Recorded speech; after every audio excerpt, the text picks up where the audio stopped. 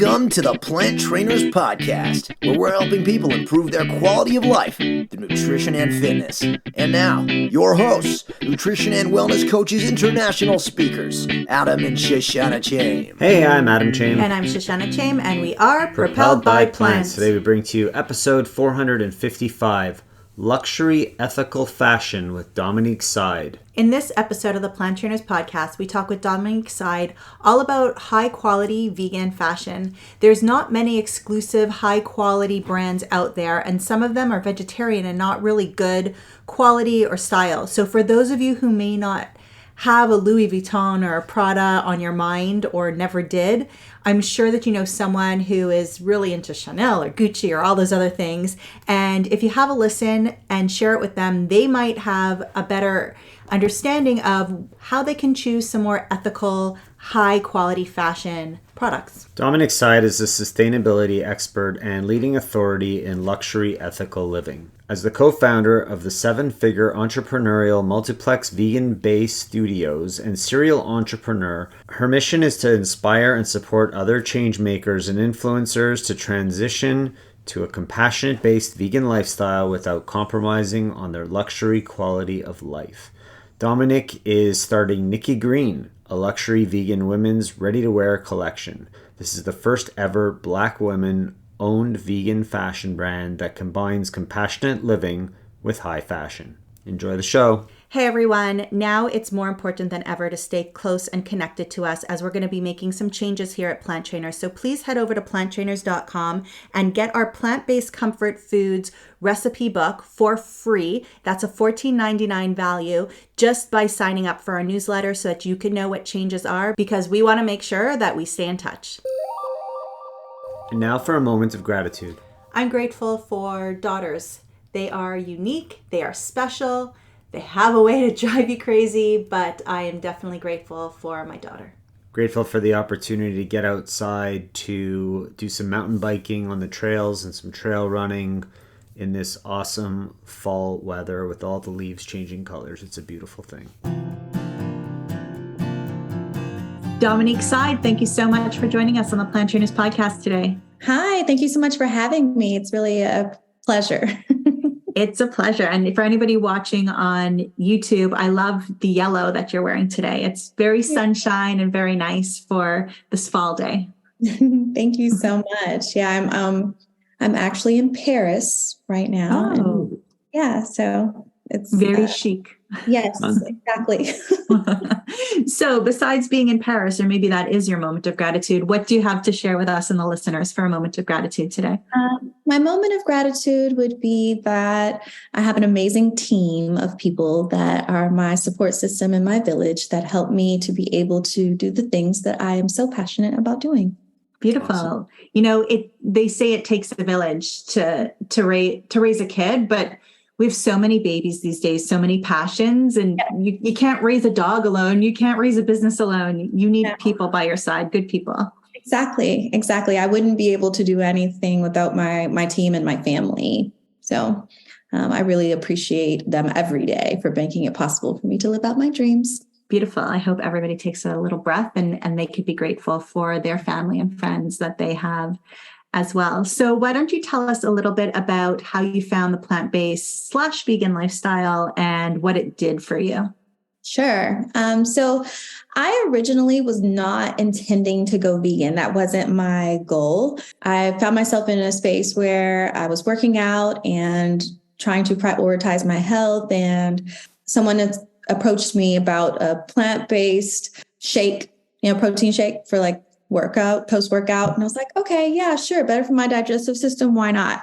So I was like, I'll use that. That's great. And then maybe a few months later, she's like, oh, there's a natural makeup line and it's vegan. And I was like, what's not natural about makeup? I almost hated that I asked in that moment because I looked it up and I was like, oh.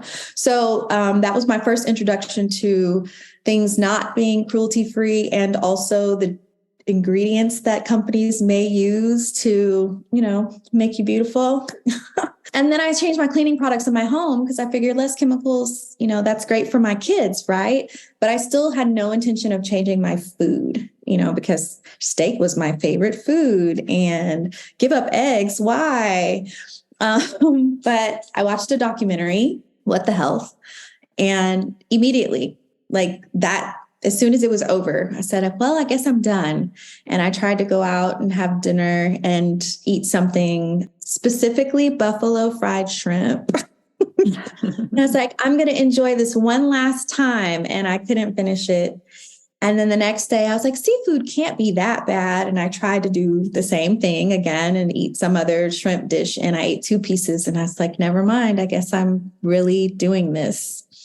I couldn't unknow all the things. And that was 5 years ago, 5 years and a few months. Been on this train ever since. Has it been difficult for you? No. And I say that very quickly and confidently because I am very much tied to my why. I feel like this lifestyle is a personal conviction. And as long as I don't lose sight of my why, I'm very centered and grounded in it.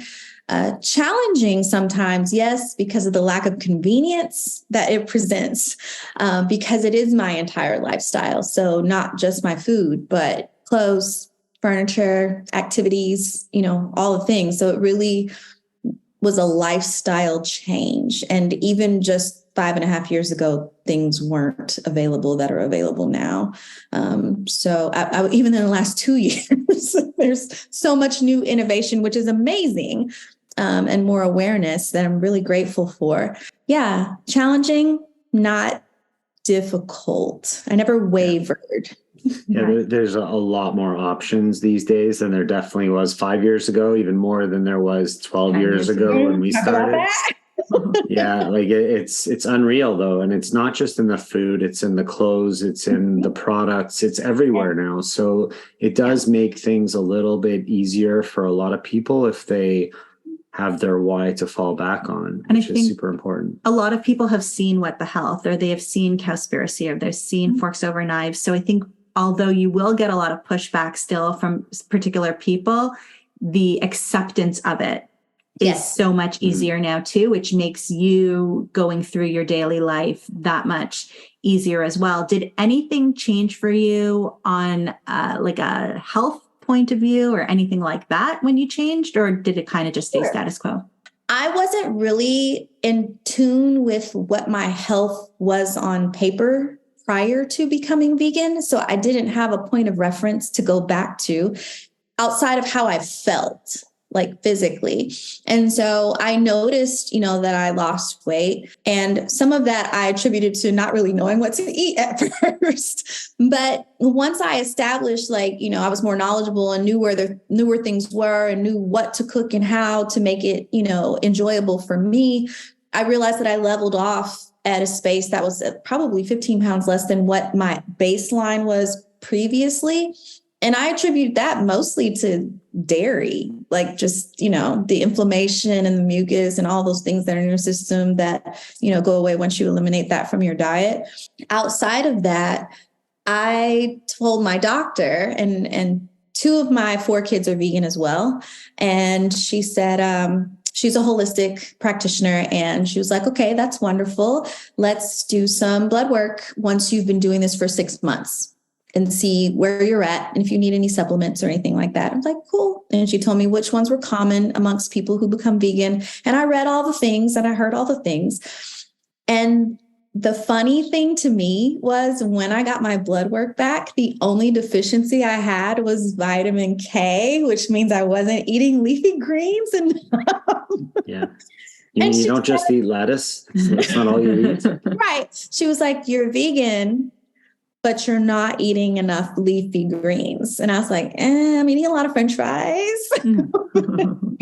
but everything else was fine. I didn't need D. I didn't need B. I didn't need anything. Honestly, I was leveled off at most everything. And it stayed that way. I checked again in another 6 months just to see. And she's like, no, you're fine. Your numbers look great. And so I was like, hey, I guess I'm special. I don't know.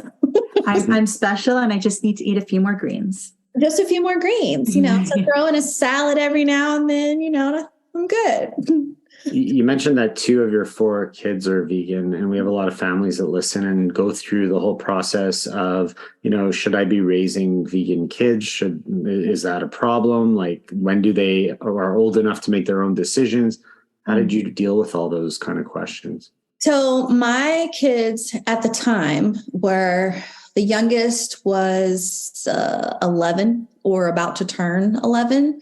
And it was up to them. My then partner told everyone, the kids at once, like after I'd been vegan for like a week, he said, okay, mom went vegan. Let's support her. Let's try it too. My youngest kid was like, okay, I can try this. And eventually he went a little more like pescatarian for a little while. And then it was like a natural transition for him. He gave up seafood once he decided to ask me where scallops came from. And then he was vegetarian for a while. He went away to camp in the Poconos for like a month and came back vegan. So I don't know what happened there, but I didn't have any questions. So I was like, oh, great. The next one, who's now 18, he grew up with food allergies, peanut and half things under the sun, really. And so he was used to reading labels. And he kind of ate meat because he thought that's what you're supposed to do to, be healthy-ish, like have this balanced plate, and that it had to include that. So once he tried eliminating all of the animal products, he never turned back. He was like, this is cool. I'm fine with it. This works for me. So he went vegan almost immediately. And I say that he considers himself plant-based. Because he still will do honey and he doesn't really like labels. And so I respect that. The older 2, who are now 20 and 22 years old, at the time they were mid-level teenagers and they were not trying to jump on that train at all. The oldest one, every now and then she entertains a more plant-heavy diet. She's an athlete and she realized how helpful it was to her for recovery, but it's not something she sticks with. I think she's in the pescatarian lane these days. The 20-year-old I think he would die and come back a hamburger. I don't know. That's funny. Thank you for sharing. Yeah. It's always interesting to see how different families handle different situations when transitioning. Sure. It's cool. Yeah. And, if they went through and they supported you for that week or so, and we have to respect their decisions at that age so that they can respect ours. And you end up making a bigger impact than they let on. And you never know when it comes back to give you that indication that has happened. So that'll be interesting to see what happens down the road. So I want to shift gears for a little bit because I know that you're the high-end designer girl. Were you the high-end designer girl before going plant-based vegan as well? Or is that something that's come up for you just in the last few years? So I loved high-end designers before, but I never really had a reason to buy pieces in that space because I really wasn't going many places. I was working from home in a remote business that, it just didn't require. I officed from my kids' school. I was very much leggings and t-shirts every day, sneakers, and I still am like that half the week. But maybe 2-3 years ago, I got back into music and entertainment. We're just going to take a little break here because I want to share with you that growth is something that happens for everyone and every business. And we've been going through a lot of personal and professional growth here at Plant Trainers, and we want to stay connected with you. That's why we're giving away our plant-based comfort food ebook that's worth $14.99 for free at our website at planttrainers.com or by clicking the link in the show notes. Click on that, get on our newsletter because we're going to be making some serious changes and you need to be aware of what's going on. We look forward to connecting with you there. And now back to the show. So being in that industry, it thrust me back out into the world in front of cameras all the time. And I was like, okay, so fashion, let's get back to this. And I was excited about it because it was an opportunity for me to use my platform to educate people, because I know, even myself, when I became vegan, I knew that the assumption was, if it's vegan, it's definitely boring. It's granola, the clothes, shoes, whatever options, they're ugly, all of that, all of the above. I literally have in my notes here, let's talk about being vegan and not having to be granola, clunky, uncomfortable shoes, and outdated fashion. That's literally my notes. Oh my gosh. I was honestly the first pair of vegan sneakers I bought. I was like, and I was looking for shoes and I'm like, I don't know about this. And then I found out that Adidas was the most sustainable, mass, as far as widespread available, widely accessible and available brand when it came to that. And then when I saw that they did a collaboration with Stella McCartney, who is a designer and a high-end label, and I was like, oh, and that's how I discovered her. And she's vegetarian. The line is a vegetarian. So it was easier for me to choose vegan-friendly pieces from her collection because it was mostly, vegan. And so I just avoid the silks and wools. She doesn't do leather. And that felt like a good place to start with designers. But I didn't want my whole closet to be Stella. I love her. That's actually why I'm in Paris. I was here for her show and activities that her team curated for us. So it's been an amazing experience, but she can't be the only designer in my closet. So I spend a lot of time actually curating looks online, mostly just researching materials and looking at different designers' collections and picking out pieces that are vegan friendly within designer collections. Are there any designers out there that are doing it by accident, or is everybody being intentional about it now? Because I know Billie Eilish has a lot of influence in that area and things like that. So what's happening out there in that world? There are some initiatives that I think are amazing, some slower to progress than others. And I would say Gucci has made a significant investment in leather alternatives. They call it Demetra, and it's made from wood pulp. And they released a few different lines in their sneakers in this material. And the people who shop Gucci don't care. It doesn't matter to them. But then it's the other people like me who actually do care. They're like, oh my gosh, this is amazing. They have this campaign that they're working on right now where they released this nylon line of bags, but it still has a leather trim. So it's not for me, but they're also looking to use the Demetra in some kind of bag collection, which I think would be amazing. So there are some lines that are making intentional, progress in that space. And then there are others that are not so much. And I try to avoid them in general, but like Balenciaga, most of their sneakers are vegan friendly. People don't know that because it's just not something that they, think about. But it's amazing to me because I'm like, I can just go and grab a few pair of sneakers and I'm fashionable and I'm, I don't stand out for the wrong reasons in the space that I'm in. But people are like, wait, but you're vegan. And I'm like, yes. And so is everything I have on. I'm like, wow. So, it's really cool. No, that's a lot of fun. I know that I've never really been a designer person before, but as one of my businesses grew, I wanted to congratulate myself and say, hey, I can go out there and I can buy whatever it is that I want. And I had a really nice wallet that I loved from when we lived in Hong Kong, and it was time to get rid of that wallet. So I put in my birthday order and Adam got me. He surprised me with a Stella McCartney wallet. And then I looked at my purse and I'm like, oh, well, even this, I can't put it in this $40 falling apart fake leather purse from whatever store it was. So I ordered a vegan leather purse and it was definitely better than the other one, but it didn't quite feel right. And I'm like, you know what? I hit another milestone and I'm like, I can have what is it called? The Falabella? Yes. Is that what it is? Yeah. Yes.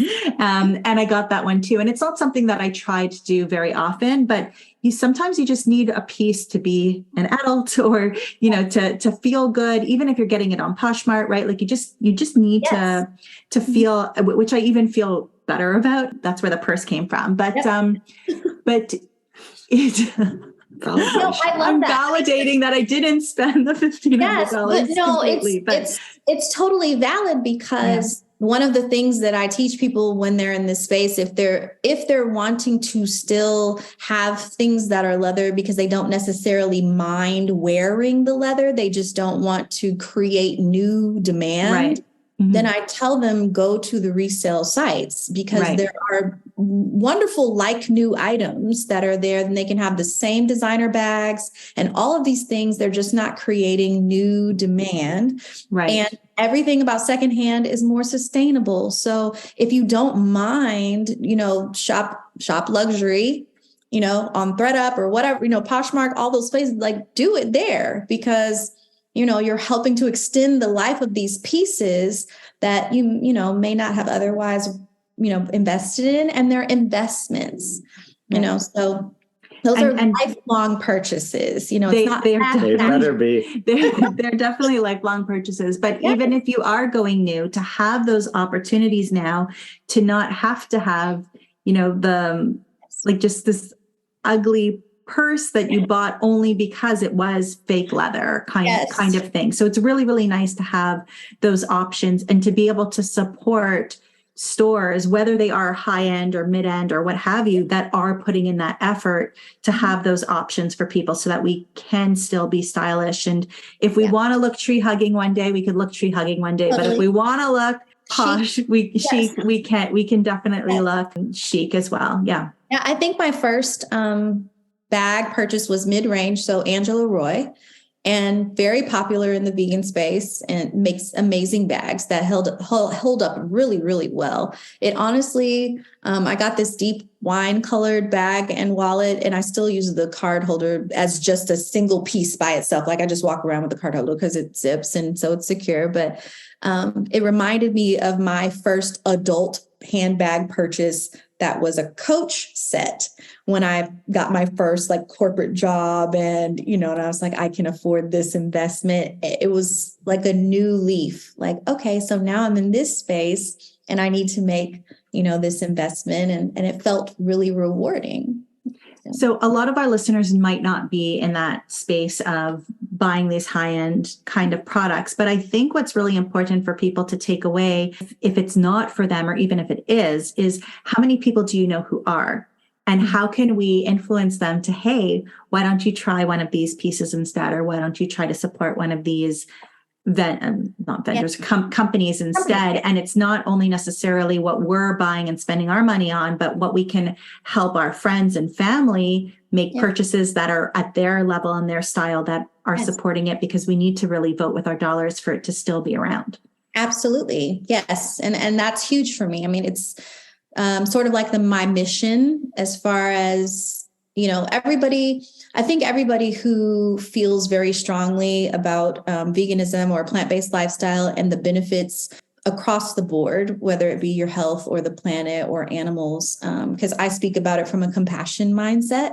So I have compassion for other beings, I have compassion for the planet, and I have compassion for myself.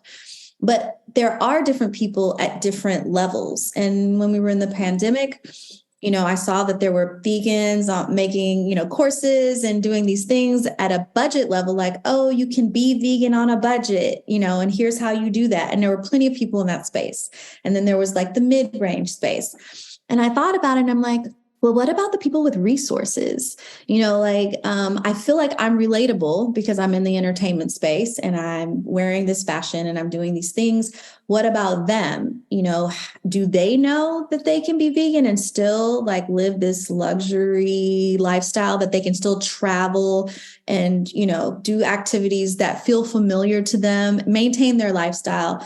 And I really think because most people are of the mind that you have to give up, you have to sacrifice so much, but I don't operate from a space of deprivation. My life is very full. And whether that's relationship or things or just being able to live out my passion, I feel like I can share with people who do have the resources to put behind the causes that will further innovation, and we can all work toward this goal together, that matters. And so most people are like, why are you focusing on the rich? They can afford to be vegan anyway. But they don't have time to do the research that I do. So, I'm like a concierge, like, oh, you can do all those things and that's wonderful. Let me show you how to do it in a compassionate way. I love that. And it's true. We don't always have to be on a budget. Not everybody is on a budget.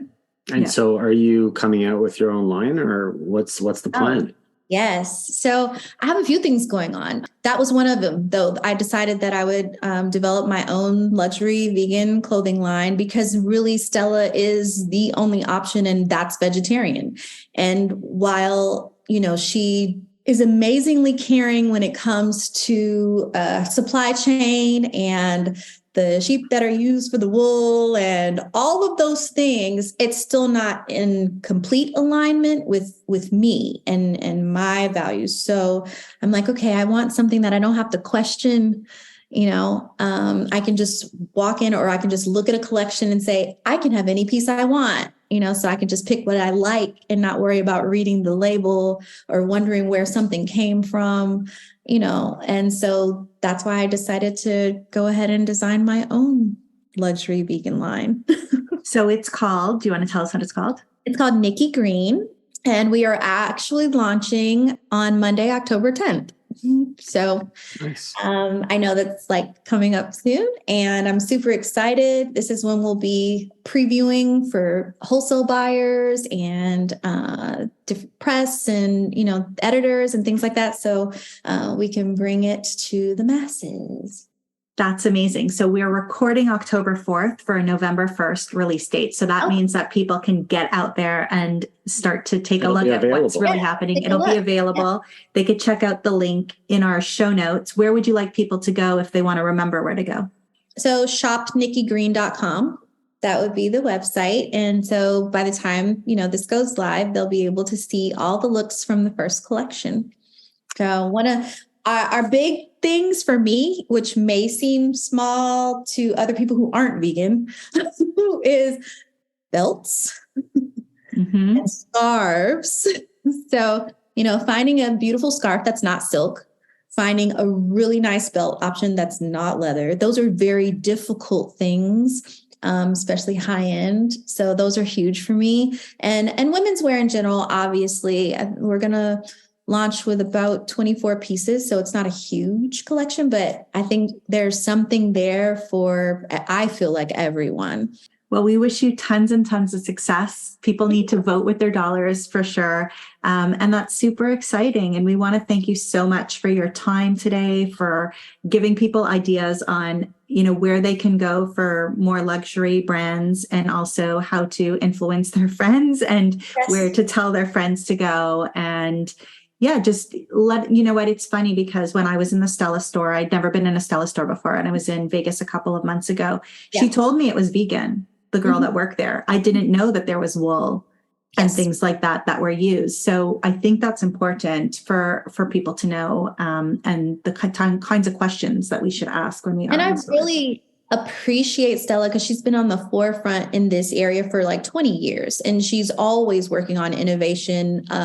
Silk alternatives, I think, is one of the next things that they've, and this takes a while. It does, especially if you want it to feel like silk. If you really want a true replacement, then it just takes a while to make it happen. So I appreciate that she's carving out this path for, others that come behind her.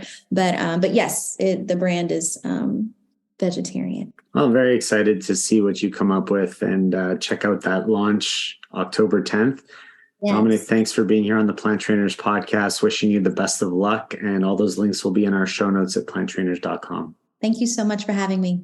Thank you all so much for listening to this edition of the Plant Trainers podcast. We want to make sure that you subscribe on iTunes, Google Play, iHeartRadio, Stitcher, or any other podcasting platform. We really appreciate the feedback we receive from you. Every time we get a 5-star rating or review on iTunes from one of our fans, it really helps other people find us, just like you did. Thanks so much to our patrons. To become a patron, visit us at patreon.com/planttrainers. Even supporting us with $1 really makes a difference in the quality of the show. And don't forget to connect with us on Instagram and Twitter. Our handle is @PlantTrainers. Like Plant Trainers on Facebook, join our newsletter, and check out our website at planttrainers.com for awesome recipes, a list of our services, and of course, our latest podcast. We encourage you to email your questions to info@planttrainers.com so that we can help you improve your quality of life through nutrition and fitness. So we hope we've inspired you today. Join us again next time and have a healthy day. Or is that too corny? It's a little cheesy.